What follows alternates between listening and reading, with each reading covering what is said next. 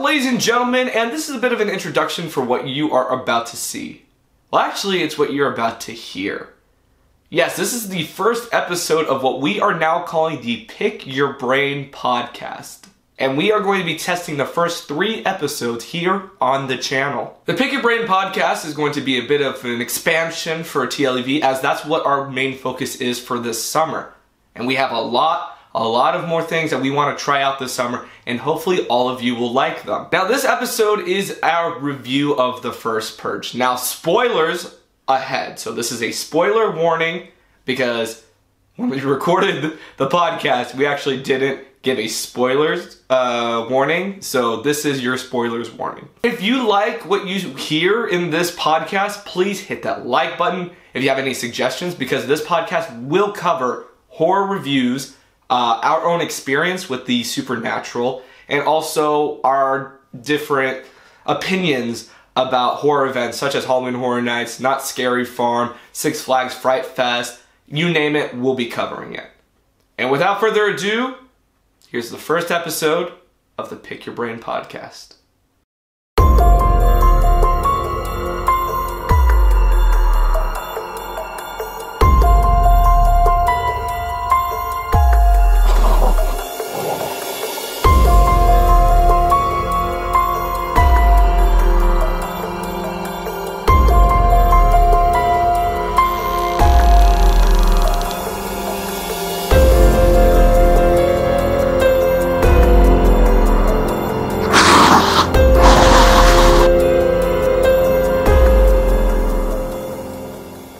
To the Pick Your Brain podcast, an extension of the TLEV group created by the TLEV group. My name's Thomas. I'm Josue. And tonight we're going to be talking about a little movie that just came out. Well, it'll be out for about 2 weeks, so what's it called? It's called The First Purge. Yeah, and so this video will, or not video, this podcast will really be about our opinion, just going a little bit into spoiler territory as well, and how we feel like this movie ranks against the other Purge movies, now that this really has become a brand, right? This seems like something that Blumhouse Productions is going to be pumping out every year? Every 2 years? Every bi-yearly, I think. When was the last time we got... When did election year come out? That's right, election year came out in 2016, so yeah, every 2 years, like now. So it'll be bi-yearly. So... this podcast is sponsored by the new Founding Fathers. Oh, man. So do you want to do like a little overview of what we just watched? Like, sure. Like the summary? Okay. Well, so unlike the other...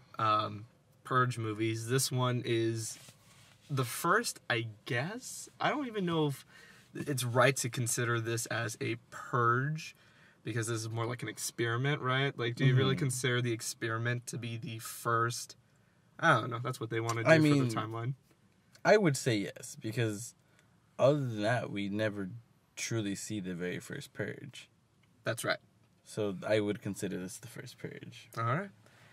And, well, it doesn't go according to plan at first, right? So a little back up.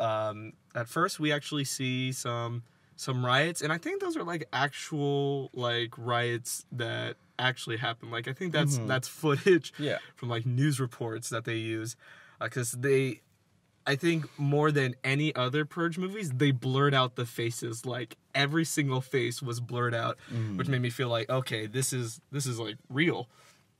And so they like mention how the housing economic crash is going to be even worse than in 2008. So in this reality, I guess it's still very much like our reality. Our reality, right? Yeah, we're all just kind of struggling to get by, and in this moment of just America's weakness, this new party is founded called the New Founding Fathers. And they're a alternative party to the Democrats and the Republic, and they run for presidency, and ultimately they win the presidency. And this is all still like the very first 10 minutes of the movie. Yeah, this is all like serious exposition. Yeah. So we find out that they win the 2016 election. And Was it 2016? Yeah, it was 2016, because all of this takes place in 2017, which, I mean, good on you, Purge, for being consistent, because the first movie, when they're showing, like, a montage of every Purge, the first clip is of 2016, and then we find out through, like a radio show that this is the 6th year, and that's how we know that this is 2022 with the first one. So we find out that this experiment idea is coming from Aunt May, right? Yeah, Aunt May from the Amazing Spider-Man: Homecoming. Marissa Tomei is evil. Yeah, and I mean, kind of. See, this movie is very complicated when it comes to that kind of explanation as to why the Purge came to be. Because while there are two sides to this coin, you know, it really draws that fine line of, like, are either of these sides correct? Because was it Marissa Tomei? Marissa Tomei, yeah. Marissa Tomei's side, she had predicted a lot of gang violence and activity at the beginning of the Purge, and it's slowly simmering down to the end. But as we later find out, with the new Founding Fathers, decided to play the opposite role and, you know, start off slow and slowly add to the fire. Well, yeah, I think it will. Well, I mean, we'll get to that part. So then we're introduced to our characters, Isaiah and Naya, who are siblings. They're struggling. Their apartment is kind of a wreck, and so Isaiah's trying to actually working for Dimitri, who is Naya's ex-boyfriend, who is also a kingpin, Yeah. like in charge of the drug cartel in Staten Island, and so a gang than a cartel. Right? yeah, you're right.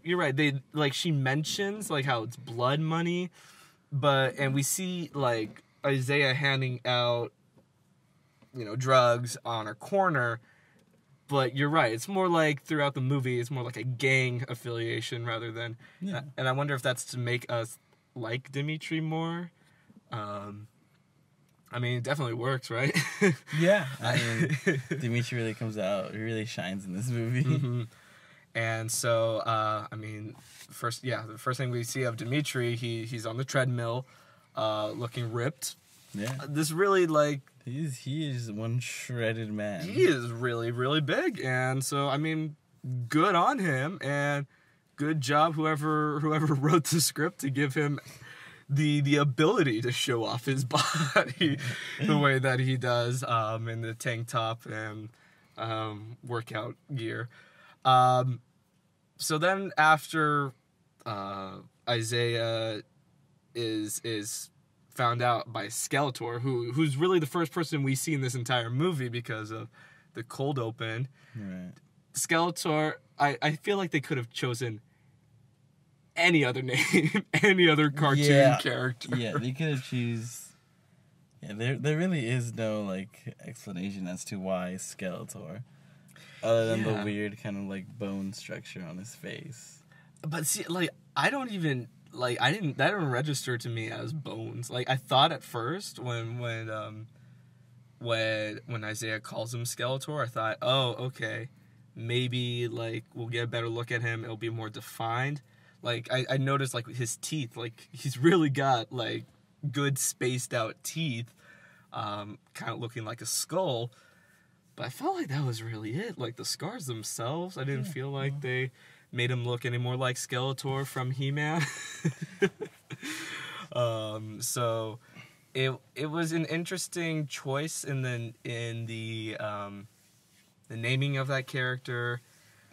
I'm not exactly sure if they were going for Skeletor being, like, the creator of the name The Purge, because the first thing he says is that he wants to purge. And it's like, oh, that's an interesting word. And so then they start calling it The Purge. And so then after Isaiah has a confrontation with Skeletor, Isaiah decides he's gonna sign up, and he gets the flower. I forgot the name. It's a flower that's supposed to symbolize rebirth. It's the blue flowers that were in the first one. It's the thing that Ethan Hawke's character picks up. Yeah. On the way back home, because they're pro Purge, but, right. But they don't participate in it because they see good in the activity or the event of the Purge, but they themselves do not participate in it. I don't know if... I think we see it in Anarchy, but I don't think we see it in Election Year. Do we see it in Election Year, the flowers? Yeah? Yeah. They're, if I remember, they're like lapelled onto the guy's shirt. Oh, okay. But it's not like a bouquet like in the other ones. Okay. Yeah. So after that, they get like these weird, but also cool eye contacts. Yeah. And they're all different colors. Yeah, yeah. There's like red, blue, green, purple. That's purple. what Skeletor ends up having. Which really was like, seriously, his name's Skeletor, and his eyes are purple. Come on now. You're really trying to make this character Skeletor. But whatever. And then the Purge starts. And Naya is at a church. Already the fact that they're at a church, everybody's grouped together. Yeah. That was like, that was just like a dead giveaway. Something bad was going to happen. You never go to a church during something like that. No. Dimitri, it's kind of hard to tell where he goes, because like first he's on a rooftop, and then he ends up like being in his like penthouse. So from what I understand is that place, that like it's like a basketball court, but it's also like a. Like I think that's like his compound. Okay. Because I'm assuming that's because they talk that they're going to guard two places, that place and where they have, which I'm assuming is the place either they have all the drugs or all of the weapons, and then the armory. Okay. He says, yeah, we've got people guarding the armory. That's right. And then we'll have round the clock security here, making sure all the stash is safe. Okay, right. But yeah, because it was too dangerous, and they didn't want to look scared to leave the island. To move all their cash and all their drugs. So Dimitri almost gets killed. Isaiah's out and about with his glowing blue eyes. These two grandmas almost kill Isaiah, but they're cool grandmas. They're freaking awesome. The grandmas. They're bomb mixers. Apparently, I thought they were homeless ladies. I thought they were. I thought they were going to be the first ones to die. No. I thought no, but they were like we see them. Many of the first ones to try to purge. Yeah, they're definitely among the first. Yeah. And then, speaking of the first, when we actually see the first death by Skeletor against ATM guy, poor ATM guy. Rest in peace, ATM guy. Marissa Tomei really doesn't have, like, she just kind of watches and, like, let's get this out to the people. You know what I mean? Like, it wasn't really like she realized, oh, God, what have I done? Which is why I felt like it was really weird when later on in the movie we get to that part where she's like, oh God, what have I done? Well, it's that whole thing where she was like, she expected there to be death at the very beginning of the Purge. Right. So when she saw Skeletor start killing people, she was like, okay, I understand. This is like, I guess you could say like the it in people now that they have like the very first chance of literally being without rules. But as the night slowly progresses, people will realize that maybe we shouldn't be out here, being hooligans and whatnot. True. So that's why she was so, taken back when it only got worse as the night went on. Yeah, that's right. I think very, very okay. So after Isaiah, the glowing eyes, that was cool when Isaiah's like walking down the alley and all the people in their windows with their glowing eyes. Oh yeah. That was intense. But then like you mentioned, then the NFFA realize that, oh, this is not going the way they want. Everybody's having block parties, and everybody's partying it up. Yeah. Until Skeletor shows up. Starts stabbing people, and he's pretty ruthless, and then they all scatter. And at that same time... Cops are here! Scatter! At that same time, Dimitri is being attacked by two women who were paid by one of his goons, I guess you could say, A. And A ends up wanting to use the Purge as an excuse or as a way to overthrow Dimitri and end up being the new king of Staten Island. Well, it's not successful. Dimitri forces the girls to take him to where A's having their meetup, and he kills A. And everybody that follows. And everyone that follows A. And then he kind of starts purging, right? That's really where Dimitri just starts purging. Kind of. I mean, it's expected, like, you know, like with gang violence and stuff like that. Like, that's just kind of something natural, regardless if the purge had been there. You know, if you cross somebody in a gang, the ultimate punishment there is death. So right, okay. So for that in that instance, it's not really like Dimitri purging. It's more of just like his ruling of Staten Island. He needs to show that he is the top dog and that you don't mess with the top dog.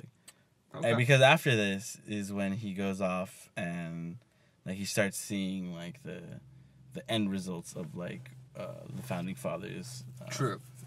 And he's kind of confused as to why, you know, there's so much, what is it? Violence, death. Yeah. So while all that is going on, Isaiah is being chased around, scrapes his leg.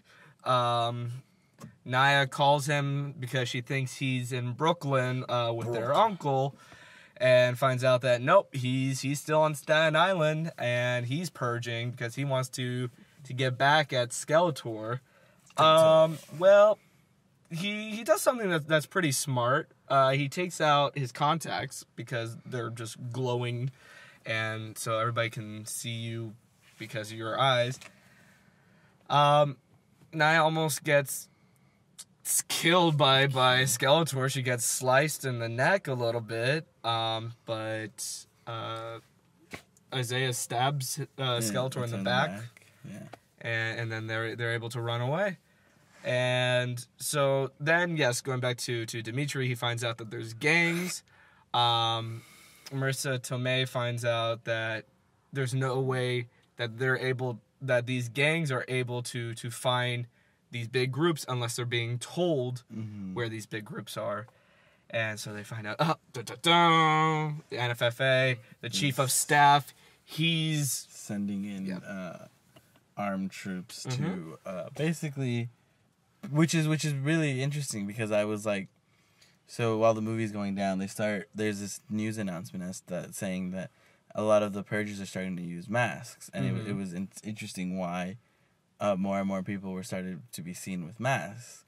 And at first I was like, oh, well, I don't know, maybe it's just something cool. It's like it's just the purge thing. But then, you know, afterwards, once Marissa Tomei realizes that it's the NFFA sending in gangs, it makes sense that everybody's wearing masks because it hides the fact that they're militia members. Oh, see, the way I interpreted that scene was just like as a reasoning for why in the other Purge movies we see everybody's wearing masks because like it becomes a tradition, because she mentioned like maybe it's going to be a tradition, and so I thought, oh, okay, so that explains why in every Purge movie there's just all these different masks because everybody is part of the tradition. But you know, I like that too, in terms of with the militia. And then we get to the part that I'm not too happy about, and that's where we see white supremacists and we see I guess we see Nazis, and it's neo-Nazis. It's mostly just like the Klan and just off-brand members of the Klan. So yeah, just white supremacists and Klan members. Yeah. And so they go to the church that Naya was at, and they kill everybody except for a woman and her daughter. And Dolores. Oh, Dolores! I haven't even talked about Dolores. The Dolores, best character in this movie. honestly, Dolores was the best character in this movie, and so she went off. When Naya went away to find Isaiah, she tried to follow Naya, could not find Naya, and so Lost her phone. yeah, because she lost her phone. But yeah, the church is completely ransacked by neo-Nazis, and it's a pretty gut punching scene. It's not fun to see the KKK. It's not fun to see that. It's very much a political statement, but not a subtle one. It's trying to beat you over the head. I'm very happy that Dimitri and his gang start killing a bunch of KKK members. I wanted them to kill more, but oh well, they killed a pretty handful anyway. Mm-hmm. So then afterward, Dimitri meets up with, or no, he doesn't meet up. He tells Naya that he's gonna go meet up because all of his gang gets shot down by drones, which is pretty crazy. Unfair. That's pretty unfair. But that's what the NFFA is now in charge of this of this experiment. So they're going to go crazy with whatever they want to do.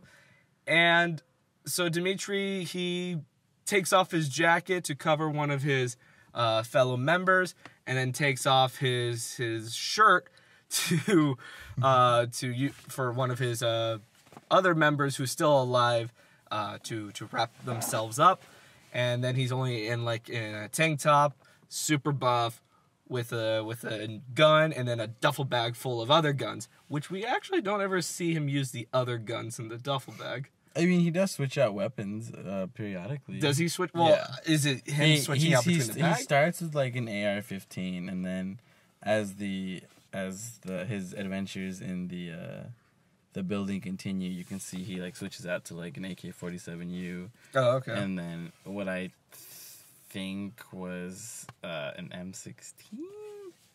I don't know. I didn't get a good look at it, but the shape of it. And then at the end, he was just carrying a random pistol that I couldn't ID.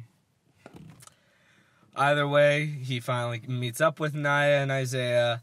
They kill. There's like a whole group of just mercenaries, militia. They come up and they start shooting, and Dimitri kills them all. And then they seem like they're gonna be cornered. And then Skeletor just kind of shows up and starts stabbing everybody. The hero of the day, Skeletor. Yeah. It's implied earlier because when they first get back to their hotel, or my bad, to their house apartment, there's blood on the floor, and they make a good point of showing that again, even though earlier when Skeletor basically kind of cuts Isaiah, he's the one that basically left the trail of blood in the apartment, and then we get Naya says that she didn't clean it up. But well I'm enough. so confused because when Skeletor kills all the mercenary guys, he's not inside the apartment. He's outside in the hallway. That's what I'm saying. Like that's why it was like it's confusing because okay. Because like they point out the trail of blood again, making you think it's probably Skeletor after he got stabbed in the back by Isaiah. Yeah, it's a very confusing line. That section, I truly believe, maybe they were trying to set up for something else. I definitely want to say there's probably something that was cut out of there. Yeah, possibly. Especially because at the end when Skeletor comes in to save the day, it looks like his face has got like damaged or something like that. Yeah. Like half of his face has like this like weird like dent on it. So maybe there is a part of this movie that they cut out where we see Skeletor receive that injury or whatnot. Yeah, maybe it was like Dimitri came across Skeletor. Maybe something like that. That's a good point. I completely just assumed that. Yeah, and for somebody who like, he's the very first thing we see, very first thing we hear. Yeah. For somebody who's like that, and he's very prominent in the first act of this movie, it's a little strange that we lose him like in the second and like third act of this movie. So like for him to when he comes back in the third act and then dies, then they make it so significant to show his body again after he's dead. Yeah, it's kind of like there's something missing in this movie, and it's probably what was cut that gives us more story on Skeletor. And so then afterward, the purge is done. Dimitri got shot, and so he's limping down 14 floors. And then I think which is the most heartbreaking thing is that Naya asks, or it's Isaiah, one of them asks, so what do we do now? And Dimitri says, now we fight. And it's heartbreaking because we know that it's not until another 24 years that the purge, or 23 years, I guess, that the purge is done for good. For good, yeah. When the events of election year take place, and that's really heartbreaking. And then also in the mid credits, we get a little sneak peek of the USA miniseries for the Purge, and what is interesting is that this is going to take 10 years after the first Purge. So this is going to be year 11 of the Purge, which means that it is after the first two movies, because the Purge takes place on the 6th, and Purge Anarchy takes place on the 7th. Yeah. So that's going to be really interesting. Maybe we'll see some returning characters. That would be, yeah. So what are your thoughts in terms of this movie in comparison to other Purge movies? You know, compared to other Purge movies, I definitely feel like this movie had a very different tone, because a lot of the other Purge movies, like especially the first one, it really pushed itself that it was like a horror movie or something like that. I wouldn't consider this movie a horror movie.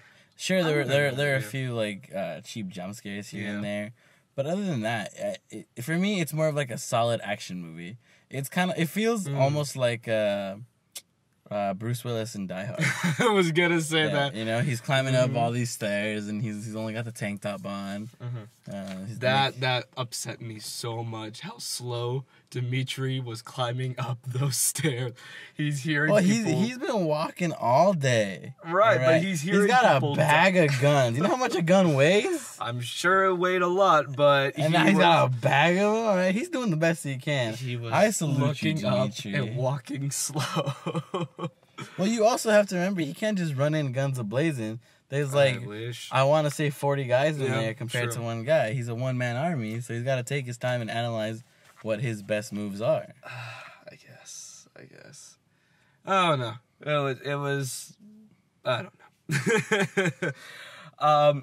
Yeah, I would definitely say in terms of the other movies, this felt a lot to me like Anarchy. It did not feel like the first Purge. It did not feel like election year. This really did feel like Anarchy, in which we saw more of the world, especially since it was the first Purge. This was an experiment, so we saw all aspects of those who signed up for the Purge just for the $5,000, to the people like Skeletor who were just, syringes ablazing, going around stabbing people. This was probably, I'd say, my second. Yeah, so I would definitely go in order from top to bottom. Purge Anarchy, then the first Purge election year, and then the Purge would be on the bottom. See, so. I would switch that. I would switch out the ending. I would do for me, from best to worst, it would go Purge Anarchy, the first Purge, the Purge, and then Purge election year. I really did not like Purge election year. It was okay for me. I don't know. Crossbones isn't cool in that. He's cool in Anarchy. True. But then I remember the Miley Cyrus car. Yeah, but what was it? I didn't like the supporting character in that. The what was her name? Little Diablo, something like that. Do you remember? The girls that steal the candy. Oh, yeah, they recognize her. And or Little Muerte. Something like that. There we go, yeah. They're like, oh, you're so badass. You're Little Muerte. And he's like, I put the past behind me. Yeah, she did. Yep, that's absolutely true. And then she ends up like killing people. And then she ends up killing people, yeah. Yeah. I would definitely say that this was, if you enjoy these movies, go check it out. It's like the other movies. It's not like it's the greatest film of all time. It's just certainly not the greatest horror film of all time. It ain't no Purge Anarchy. It ain't no Purge Anarchy, but it ain't no... But it's not no Purge election. It is a step above, I think, especially in terms of... And I think that's really due to the fact that, this is the very first Purge, and they're doing it only on Staten Island. So it's more as opposed to all the other purges where it's like, oh, it's all of New York or all of this city or all of this city. Right. So it's easier to focus on a smaller island than it is to focus on the entirety of New York itself. True. So those were our thoughts. Hopefully you all enjoyed listening, and if you've seen the movie, let us know what you think. And this has been the first episode of the Pick Your Brain podcast. My name is Thomas. My name is Jose. And we'll see you in the next video.